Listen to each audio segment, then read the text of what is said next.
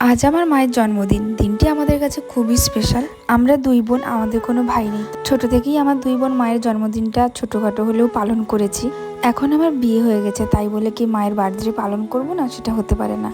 যেহেতু আমরা দুই বোন, তো আমার প্রথম থেকেই চিন্তা ভাবনা ছিল যে বাড়ির কাছাকাছি বিয়ে করব। মা বাপির কাছ থেকে বেশি দিন আমি দূরে থাকতে পারিও না, আর বেশি দূরে যাবো না। এমনকি যখন আমি হস্টেলে থেকে পড়াশুনো করেছিলাম, তখন আমি হায়েস্ট বাড়ি আসিনি, 12 দিন হয়েছিল। মাঝে একটা বেলা বা একটা দিন হলেও আমি থেকে চলে যেতাম।